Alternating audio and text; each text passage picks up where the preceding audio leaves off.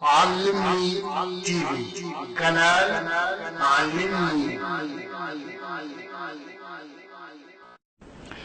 أعوذ بالله من الشيطان الرجيم. بسم الله الرحمن الرحيم، والصلاة والسلام على رسول الله. نيرمون سنيا parentes musulmano nafala boz mantenya e depois que louva Allah subhanahu wa ta'ala ngrasa pano querido profeta Muhammad salawatullahi wa salam alayhi nori vale para tornar continuar que programa que nós começava que cedo direito do homem ruba de seminyer aos no bem direito de minher também ruba de homem para nós se como casamento e curso aqui juntado entre metade homem com seminyer. Agora se não papel direito de homem ruba de seminyer não tem que papel também direito de minher ruba de homem para homem se me como aqui tem direito ruba de seminyer, assim também que o seminyer tem direito ruba dele. E como Allah subhanahu wa ta'ala ita fala, ita lembranta muçulmanos, gintes que tem fé na Allah subhanahu wa ta'ala, ina fala, wa ashiruhunna bil ma'ruf. Na verdade, abo homem, que vira toki boja bajuda bo mistel casamento bo casal bo pol na bo casa anta comporta aquel de boas maneiras para você ver como e filho de pecador como te ensina bo casa bo caticel para bem maltratar para pior como ibo companheiro e alguém que você como bo te ensina bo mistel queria família. Deus não dá boa sorte para boa para de filhos. Se falado como para o comportar o menino de boa maneira, e que aqui para budar do comer hora que for metenel, para budar cau de mora, ndeki na dormir se cansa, ndeki na descansa nel, para buranjal também roupa que na bisti, roupa que se be como Islam mandou para comprar que tipo de roupa. E depois, para criar também um minher. Para criar na caminho de Islam, caminho de Allah subhanahu wa ta'ala. De forma que Allah subhanahu wa ta'ala orientou para criar um minher. Que mesmo minher também ora una criar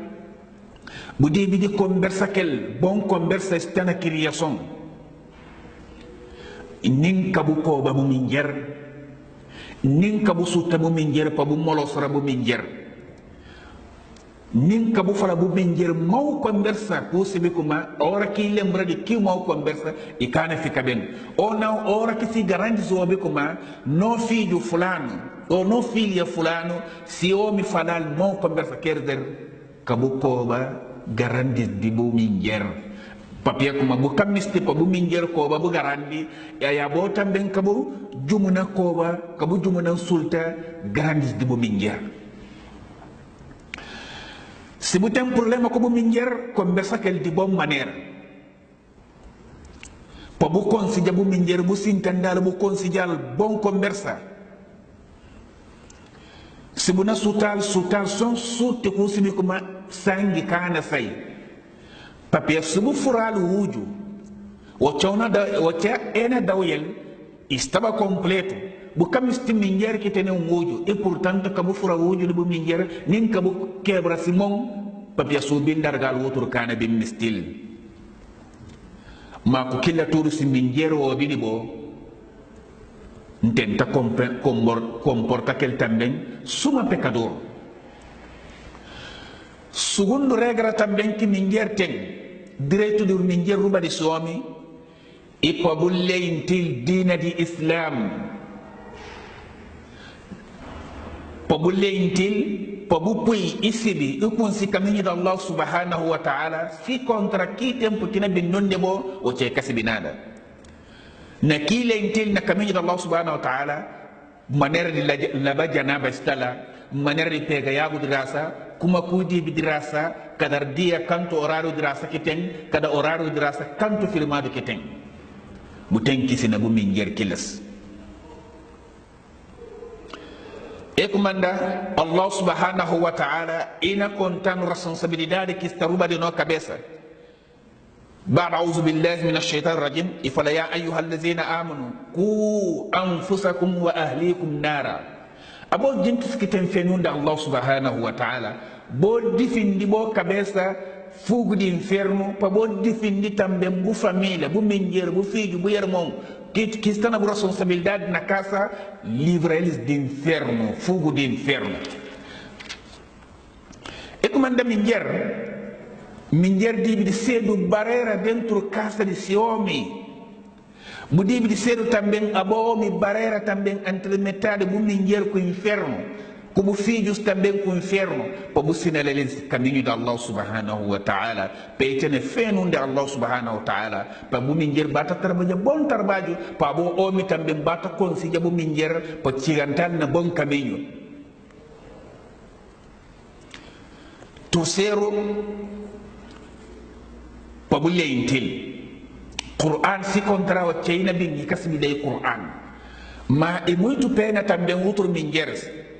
butaw jam minger outro minger ta misti professor ou misti ustaz ou misti qualquer muro que se bilei e fala para ver dina que manda misti e omili ora que bem entra caudi que omi si omi fala le na le intil itaw jakum el e superior de que se omi itamisti mostrar grandioso ruba di siomi itamisti mostrar come egli è superiore egli miglior razza di che siomi o egli si pape i tene dinheiro e outro siomi che le figli di coitadi e cana ben rispetta siomi che le outro ero também che sta na parte di minger quarto omi di fila entre metade si tene 12 minger 13 minger também pay fila metade si minger pay conta bardade na se metade ora que tem problema pay sibi pay omi sibi concentra conta bardade para que se do montrus entre metade se 12 milhar ou 13 milhar ou 4 milhar que tem ao mesmo tempo a boa homem também budi bidi disa ou budi bidi defindi bu milhar para tudo bu milhar bata jaga se ku jintis ibata jaga se ku jintis ko sibi kuma e casi irmãos e casi família perto papia que se não diverte é como anda o profeta Muhammad sallallahu alaihi wasallam e te fala gente como abo omi ou não abo minher ora que bo mi sai colega de bo mi bin e punta o falar como é castali ninka bu conversa que bom conversa ninka bu kumpu conversa di sali bay papia que diverte que também tem esse lebicimento que também tem esse e te falou qualquer coisa lá que brincadeira também é como anda minher que divide bata ni ko tudo gentis sombu omi ko divide bata ni paral papia como bu omi tudo coisa que precisa dele e na fase pa bo não fala como omi divide fila entre metade se 12 milhar ou 13 milhar na parte de comedaria, na parte de bebida, na parte de caldo de mora, até na roupa também, homem de fila entre metade se milhares. Pelo de Allah subhanahu wa ta'ala, que na fase, nem se gente que se vê, percebe que tem 2 anjos que não escrevem, que na fase, o que na fala também, anjos não escrevem. Para aquele lá, para homens tomam muito cautela na parte de se milhar.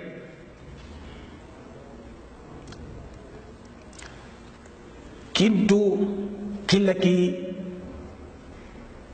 é uma coisa muito importante na nossa vida.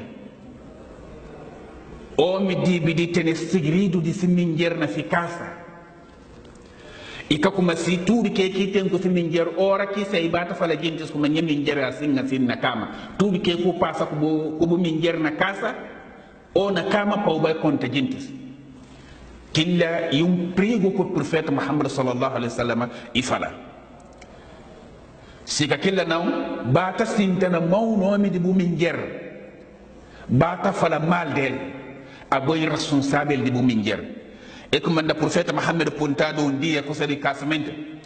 e fala como pior homem